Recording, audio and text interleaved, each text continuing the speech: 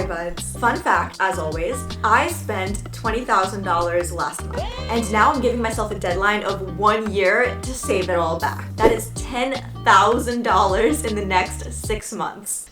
I know, there's a lot to unpack here. Stay with me. 2023 was probably my worst financial year. I've been spending money like a squirrel on an espresso binge. Raise your hand if you have been personally victimized by Amazon and Uber Eats. They have had a chokehold on my bank account. Like, it was really bad. I think I ordered Uber Eats 3 times in one day, a couple times in the past month. Don't come for me, this is a safe place. Also, in December 2024, I paid off my student loans in full. All $20,000 in 1 month. It did some major damage to my bank account and my will to live, but I am determined to make it back in 2025. So how am I going to do that? Well, everyone always says you can change your life in 6 months. Like, if you give your goals a shot 100% every day, your life can look entirely different in the next 180 days. And we've seen this work for a lot of people, so why not me? I'm a good candidate for this challenge because I have been in my flop era all of 2024. I didn't post on YouTube like I wanted to. I gained a lot of unhealthy weight. I destroyed my bank account by impulse purchases,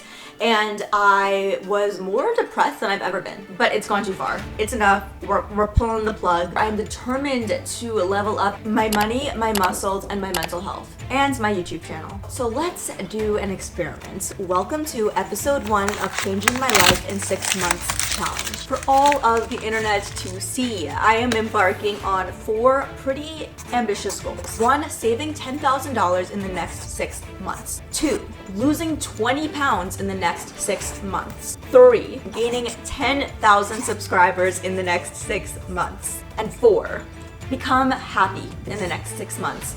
Or, happier. Because I'm taking my meds every night. Oh, that's because I'm depressed. So each episode in this series is going to be about each goal, the process, the grind, and then the final result in June. So subscribe to watch me on this possibly humiliating journey and see whether I flourish or flop. I will share periodic updates here, but daily updates on my revamped Instagram. Follow me there to watch my daily wins, my fails. I'll be sharing my exact strategies, my journal prompts, my budget template, and spilling all of my money secrets, my hacks, so you can essentially follow along and copy and paste this method in your own life. So I'm gonna do it, you're gonna do it, we're gonna do it together. Do you have a pen?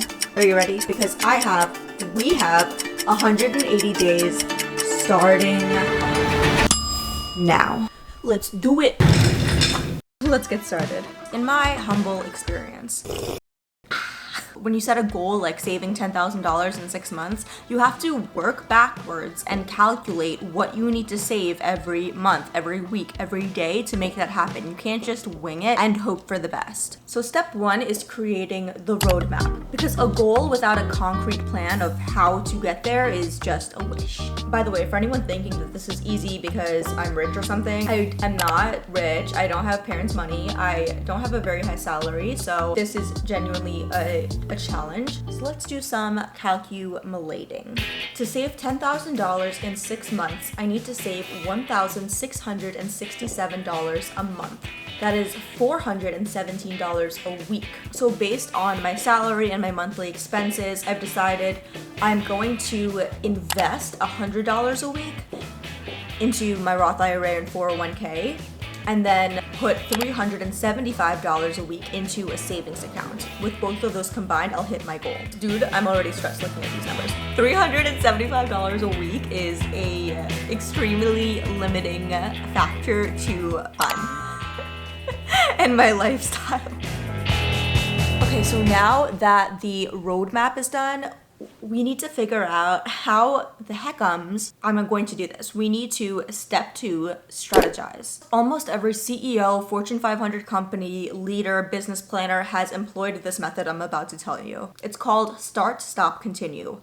To achieve your goal, what do you need to start doing? What do you need to stop doing? And what do you need to continue doing? Take a notepad out and follow along for your own goals. And next to each thing of what you're gonna start doing, you have to write exactly how you're going to do it, okay? It's not just gonna be some amorphous task of, oh, I'm gonna look at my finances more often. No, concrete. What are you gonna do?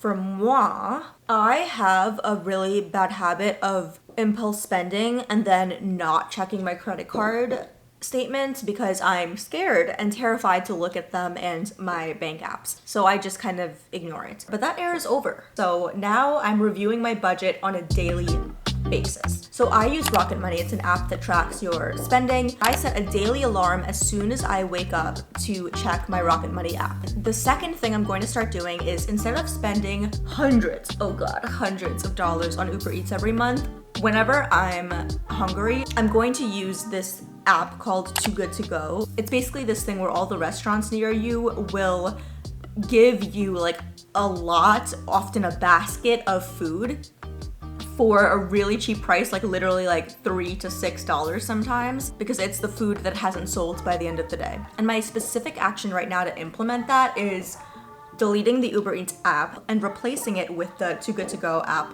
on my home screen. So moving on to the continue section, what are you going to continue doing? For me, I'm going to continue to do automatic transfers to my savings accounts. Treat your savings like a bill, okay? You need to pay yourself first. You need to think of your savings like rent, okay? Automatically transfer it out of the account. And the exact action for that is setting up the transfer, check, already done. The second thing I'm gonna continue doing is using a food delivery service. I use CookUnity, but there's also like Factor Meals. They deliver food, like freshly cooked food to your door because I don't like cooking. I don't have the time to cook. And so when I'm hungry, I've just been ordering Uber Eats blindly, and that's just way too expensive to maintain. Like my biggest expense is truly my damn stomach. It's like rent and then food. Okay, and then moving on to what I'm going to stop doing. I'm going to stop buying things on Amazon. 1, delete the app. 2, whenever I want to buy something on Amazon, I'm going to put it in my wish list folder and let it sit there for a while, because oftentimes, I don't know about you guys, but I just want to buy something in the moment, but really after like a couple weeks, I'm like, oh, I don't need that. I don't need that anymore. Why did I want to buy that? I'll kind of like talk myself off the ledge. Okay, we're done with step 2. For step 3, I'm gonna take you guys over there. Hi, step 3 of my plan, our plan, is expect the unexpected, because you can't just dream that everything is gonna go your way and everything's gonna get done perfectly and you're gonna stay completely on task. Why didn't you stay completely on task last year? What happened then? Because whatever stopped you from reaching your goals last year could definitely happen again this year. There's this quote I love that says, "Those who cannot remember the past are condemned to repeat it." So basically I have to answer this question. What the heck'em could go wrong? To be honest, my biggest challenge for saving money is my stomach. I'm just such a foodie. So do this with me. On the left side of the page, write what's gonna go wrong. My stomach is what's gonna go wrong. And then on the right side of the page, write what your solution is when that comes up. So my plan is to get a bunch of cheap, healthy snacks that I can just have on deck so I won't feel tempted to like pick something up on the way home or order Uber Eats. So what else went wrong last year that stopped me from reaching $10,000 was when I'm sad, shopping is my dopamine boost. Okay, shopping is my therapist sometimes, if you know what I mean. So I have to find healthier dopamine boosts. So this might sound really dumb and random, but for me, I get a really big dopamine boost when I play word games like Anagrams or Wordle.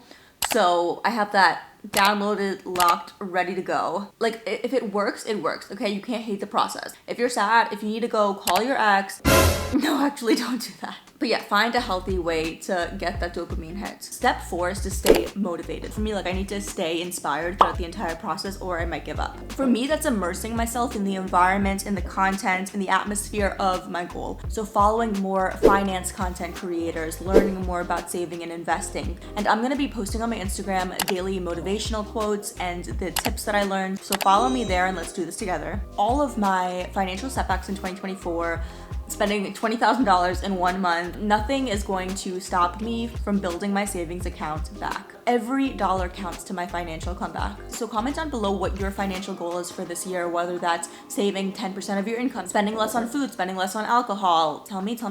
Also check out my description for links that's gonna help you on your financial journey, like my budget template, Rocket Money link. Also stay tuned for episode 2. I'm so scared to say this out loud because I know y'all will keep me accountable. But episode 2 is my goal to lose 20 pounds in 6 months. Big oof. That's gonna be a tough one. Thanks for watching. I'll see you in episode 2. Grow big or go home. Bye, buds.